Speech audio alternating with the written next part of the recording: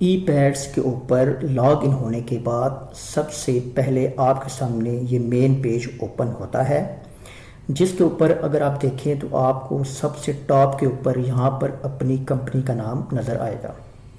उसके बाद व्यूवर्स अगर आप आएँ राइट साइड के ऊपर तो आपको ब्लू आइकन नज़र आ रहा है जिसके ऊपर स्विच टू डिस्पोजल लिखा है।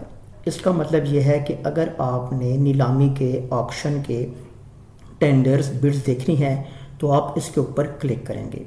उसके बाद व्यूवर्स अगर आप ये गोल सा एक आपको लोगो नज़र आ रहा है, ये है आपकी कंपनी का लोगो। यहाँ पर आपने जो भी पिक्चर अटैच की होगी वो यहाँ पर शो होगी।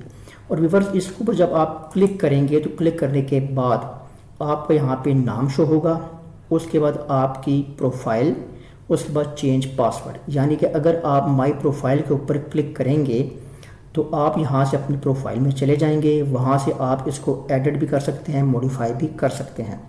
और अगर व्यूवर्स आपने अपनी वेबसाइट का ePads V2 का पासवर्ड चेंज करना है तो आप इसके ऊपर क्लिक करेंगे।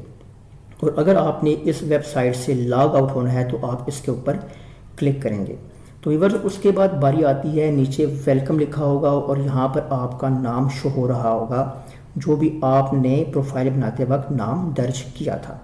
उसके बाद अगर आप व्यूवर्स नीचे की तरफ देखें तो आपको एक्टिव प्रोक्योरमेंट्स ब्लू कलर में नज़र आएगा और ये अंडरलाइन है। इट्स मीन कि ये जितने भी आपको नीचे टेंडर नज़र आ रहे हैं ये आपके एक्टिव प्रोक्योरमेंट्स हैं। इसके अंदर RFQ भी हो सकता है, पेटी परचेज भी हो सकती है, single stage double stage tender भी हो सकते हैं। उसके बाद व्यूवर्स माई सबमिटेड बिड्स का एक टैब है, इसके ऊपर क्लिक करने से तमाम वो बिड्स आपको शो होंगी जो आप पार्टिसिपेट कर चुके हैं, जो आपने ऑनलाइन सबमिट करवा दी हैं। उसके बाद व्यूवर्स बारी आती है माई ड्राफ्ट बिड्स। माई ड्राफ्ट बिड्स के अंदर तमाम वो बिड्स आपको मिलेंगी जिनके ऊपर आप काम कर रहे हैं या जो अभी इनकम्प्लीट हैं, अभी आपने उनको सबमिट नहीं किया। व्यूवर्स इसके बाद अगर आप लेफ़्ट साइड पे आएँ तो यहाँ पे लिखा है डैशबोर्ड, यानी कि ये तमाम जो आपको शो हो रहा है ये डैशबोर्ड है, आप इस वक्त डैशबोर्ड के ऊपर हैं। उसके बाद व्यूवर्स बारी आती है प्रोक्योरमेंट्स की। प्रोक्योरमेंट्स के ऊपर जब आप क्लिक करेंगे तो आपको मज़ीद 3 सब हेडिंग्स नज़र आती हैं। सबसे पहली एक्टिव प्रोक्योरमेंट्स, माई सबमिटेड बिड्स और माई ड्राफ्ट बिड्स। अब यहाँ पर सवाल ये जहन में आता है कि ये तीनों टैब्स और ये तीनों टैब्स जो तो सेम हैं, तो इसको यहाँ पर लिखने का फ़ायदा क्या है। तो व्यूवर्स ये बात जहन नशीन कर लें कि जो माई सबमिटेड बिड्स और माई ड्राफ्ट बिड्स हैं ये सेम वही हैं जो यहाँ पे शो हो रहे हैं। इनके ऊपर क्लिक करें या इन दोनों के ऊपर क्लिक करें आपको सेम रिजल्ट मिलेगा, लेकिन एक्टिव प्रोक्योरमेंट्स यहाँ पर और एक्टिव प्रोक्योरमेंट्स यहाँ पर, इन दोनों में ज़मीन आसमान का फ़र्क है। वो फ़र्क क्या है वो इसके ऊपर क्लिक करने के बाद ही आपको पता चलेगा।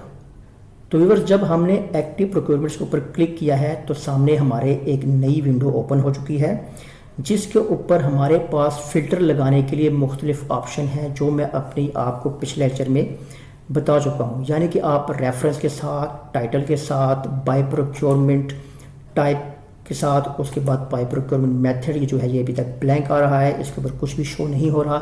इन फ्यूचर इसके अंदर कुछ ना कुछ आ जाएगा ePads V2 की तरफ से। फिर उसके बाद आप बाय प्रोक्योरमेंट प्रोसीजर को, उसके बाद आप प्री क्वालिफिकेशन या विदाउट प्री क्वालिफिकेशन के साथ चेक कर सकते हैं, बाय डिपार्टमेंट के साथ आप चेक कर सकते हैं और सर्च को आप क्लिक करने से आपको ये तमाम टेंडर यहाँ पे शो होते हैं। व्यूअर्स इसके बाद यहाँ पर एक आपको टैब नज़र आ रहा है जो है येलो कलर का और ये है व्यू ऑल। इसके ऊपर जब आप क्लिक करेंगे तो आपको तमाम टेंडर यहाँ पर शो होंगे। इसको अब हम क्लिक करते हैं।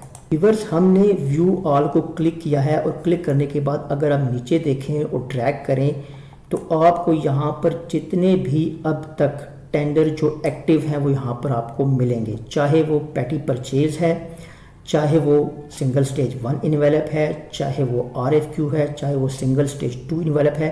तमाम आपको टेंडर यहाँ पर नज़र आते हैं।